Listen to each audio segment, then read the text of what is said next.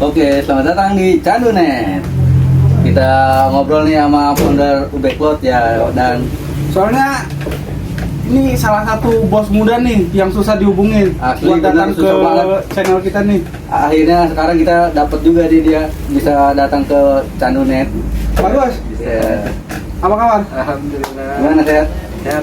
Alhamdulillah ya. Saya mewakilkan anak-anak candu nih. Ada yang Banyak banget yang nanyain gitu, gimana kok perjalanan ya perjalanan Ubecloud nih bisa sampai sejauh ini gitu. Kan tahu sendiri sekarang lagi masa-masa pandemi ya kan? Iya.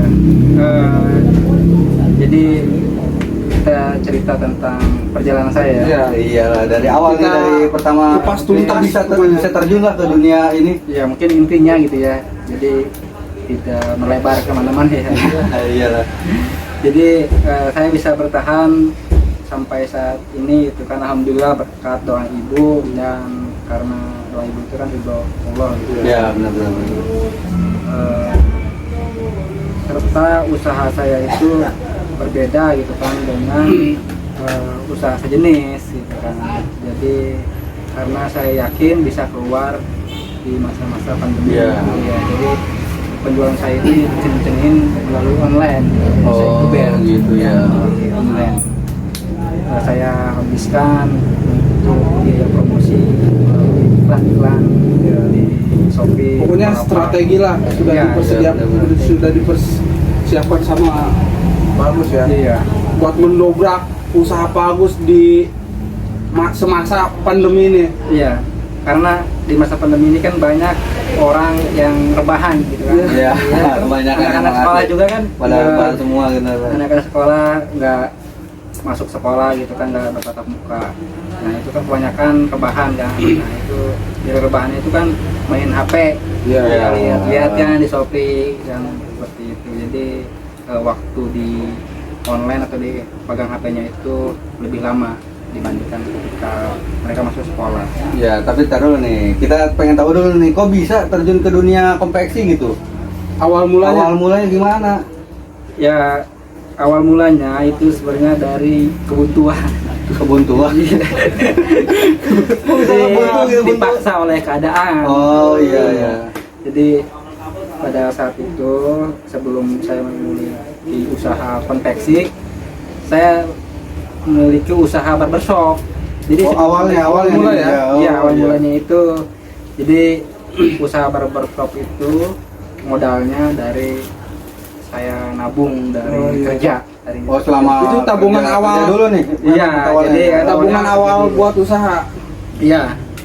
Ya, jadi saya punya tabungan nih, saya terus pengen usaha nih, cuman nggak tahu pengen usaha apa. Saya punya modal, cuman nggak tahu pengen usaha apa. Lalu adalah teman saya yang menawarkan ide. Oh, join gitu ya? Iya, join. Menawarkan ide untuk membuka usaha barbershop. Lalu saya tertarik gitu kan. Nah, lalu saya nanam modal, lalu teman saya yang mengelola. Namun nggak lama gitu berjalan, hanya sekitar 6 bulan bangkrut. Oh, bentar ya? Iya, karena saya nggak terjun langsung sendiri gitu mengelola usaha itu. Iya. Jadi saya hanya percaya kepada teman. Iya, benar. Nah di situ saya drop gitu kan, karena saya pengen memulai bisnis baru, sedangkan modal sudah tidak ada. Iya, Karena habis ya tadi iya, sama tadi barbershop itu ya? terserap ke barbershop. Ya, tapi saya searching di internet, mencari apa peluang usaha yang bagus gitu kan. Lalu saya kepikiran untuk menjual baju custom. Jadi custom gambar gitu kan, desain sendiri. Sablon. Iya, Sendiri, ya. desain sendiri. Dan lalu saya juga bisa desain gitu kan, mendesain di Corel, cuman otodidak gitu kan. Otodidak. Ya, tidak semakin Sebelumnya belum ada basic ya di bidang komputer, maksudnya Iya. dari desain itu. Iya, nggak ada basic sama sekali karena Berarti nggak kursus, nggak apa gitu ya? enggak, dasar saya emang waktu sekolah juga kan akuntansi, Iya. tidak ada hubungannya dengan desain. Iya, seperti benar. itu. Agak melenceng ya. Tidak, Jauh. jadi melihat dari YouTube saja. Iya. Nah di situ saya mendesain gitu kan, lalu saya posting ke media sosial di Facebook, Instagram, banyak yang minat dengan desain saya itu. Lalu kalau ada yang mau membeli boleh kasih DP dulu. Oh, setengah harga. Setengah harga Iya, ya. dari DP itu kan cukup untuk modal beli bahan gitu kan. Oh iya. Nah dari DP itu saya kumpulkan lalu untuk membeli bahan, lalu saya sablon ke tempat sablon. Waktu itu saya belum punya mesin. Oh, belum Oh, punya jadi- alat belum ini ya? Belum punya. Jadi intinya Pak Agus terjun ke dunia konveksi ini tanpa modal ya? ya, benar ya. Kalau bisa dibilang iya kayak gitu bisa kan? dibilang begitu. Kan kebanyakan orang nggak percaya usaha itu tanpa modal. Iya, Kan? benar. Emang sih, Banyak. saya juga sempat nggak percaya. Iya, banyak yang nggak percaya seperti itu karena emang di belakangnya ada background bapaknya kaya, Iya, ibunya kaya. Tapi benar. saya sama sekali dari keluarga yang nggak mampu karena waktu sekolah saja gitu kan ekonomi keluarga saya sulit, gitu kan. Bilang seperti itu. Tapi saya pengen memutus rantai kemiskinan itu, jadi saya berusaha bagaimana keluar dari Zona itu zona ya. itu. Kan. Jadi saya pengen buktiin kalau usaha tanpa modal itu bisa. Memulainya dari reseller itu. Iya benar. Tapi ada nggak sampai penentangan dari pihak keluarga buat terjun ke usaha-usaha nih? Iya. Pak Agus kan sudah berapa kali usaha kan jatuh lagi. Itu kan sekarang kayaknya udah mulai naik nih. Ya sebenarnya bukan banyak pertentangan lagi, emang tidak setuju. Oh, tidak setuju. Oh, kebanyakan tidak masuk Banyak emang semuanya tidak setuju gitu kan, karena ya yang kita tahu kan bahwa orang tua itu selalu mendambakan anaknya itu untuk jadi PNS, Karyawan. Iya. PNS ataupun karyawan di Karyawan. Buruh pabrik lah ya kayak gitu ya. kan, jadi memiliki penghasilan tetap Oh, tiap iya. bulan. Sedangkan usaha itu kan yang diwanti-wanti Tanpa Keluarga batas itu. ya. yang diwanti-wanti keluarga itu penghasilannya tidak menentu. Iya. Iya, jadi tidak bisa mencukupi kebutuhan keluarga. Tapi saya yakin, gitu kan, saya bisa walaupun penghasilan tidak menentu. Saya yakinkan sama ibu saya kalau jadi pengusaha itu setidaknya gitu kan, ketika kita benar-benar tekun berusaha untuk lebih baik gitu kan, untuk maju ya, walaupun penghasilannya tidak sebesar karyawan gitu Iya. kan, tapi cukuplah gitu kan untuk menghidupi keluarga. Namanya juga kan merintis mulai Merintis, dari ya, nol iya. kan. Bukan ujuk-ujuk Langsung iya punya gede, modal modalnya 1 gede juta lah. gitu kan. Ya kan yang modalnya gede kan belum tentu sampai Iya. sebesar ini kan usaha. Kan banyak. Pak Agus juga kan dari awal kan sempat punya modal kan. Iya. Tapi akhirnya kan Habis modalnya. Iya, seperti itu. ekspektasi kan beda Tidak kan sesuai sama dengan iya kita. kenyataan kan sampai bangkrut. Nah terus berawal dari apa ya, intinya kegigihan niat seseorang kan Iya. Iya. pasti bakal berbuah manis lah. Iya. Alhamdulillah sekarang kayaknya Pak Agus ini udah mulai ini ya, udah mulai tenang Iya. dari usaha-usaha ini. Ya alhamdulillah gitu kan.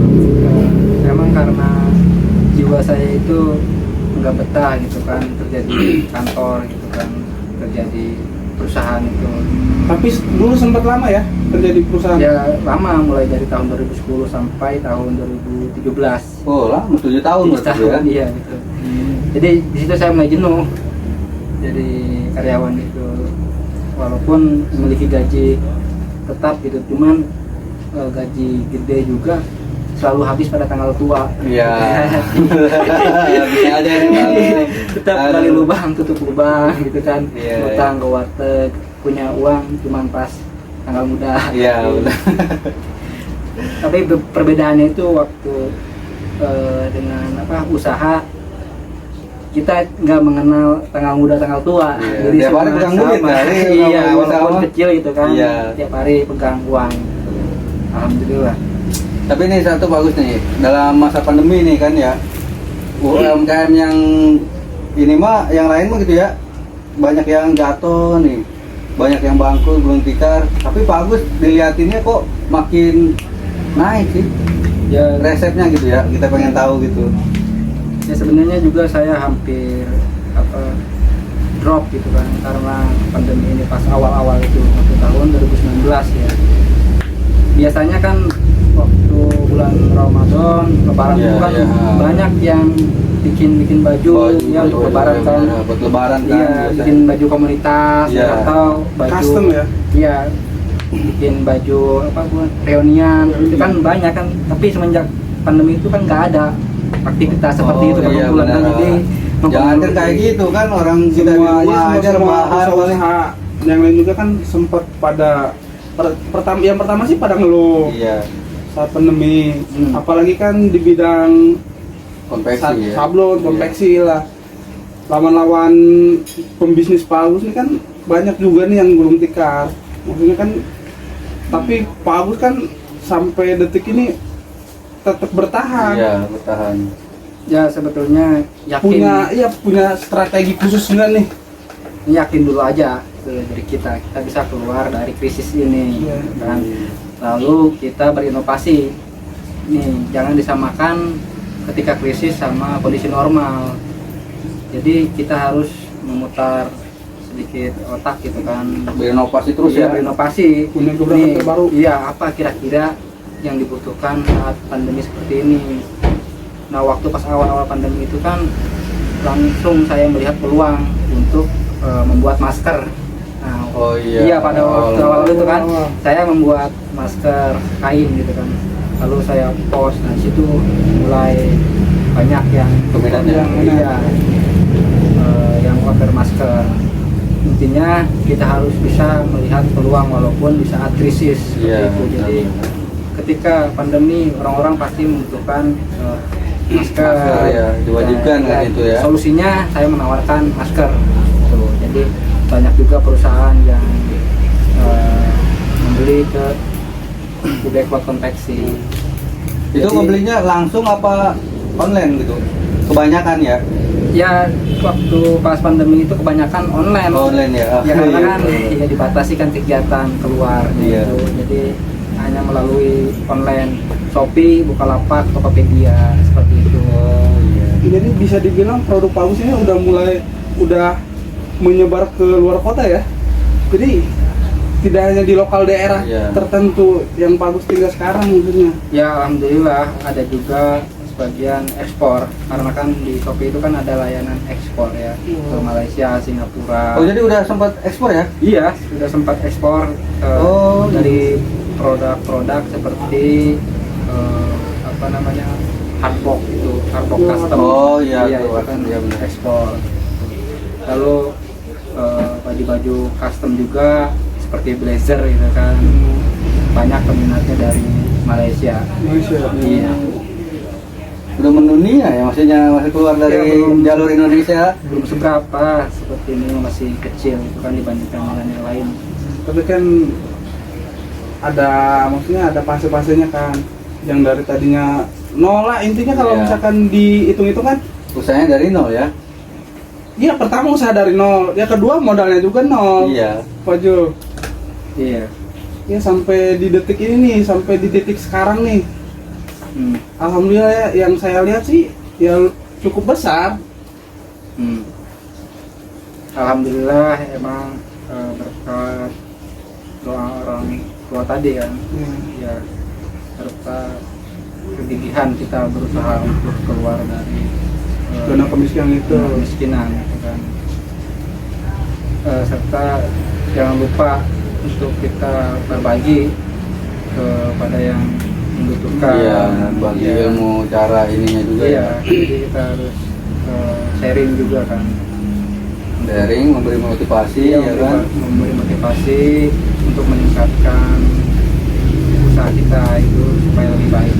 Jadi membuka otak ya, buat membuka pikiran buat semua, buat diri kita. Iya. Nah, jadi buat anak-anak candu, sekian lah Perbincangan kita nih perbincangan sama Pak Agus. Tadi kan udah bos muda kedengeran ya. konveksi nih, Ubekot. Oke. Pak Bos, saya mau nanya nih satu lagi. Kalau misalkan ada yang mau beli nih, ini kan bagus. Usaha Pak Agus ini di daerah mana?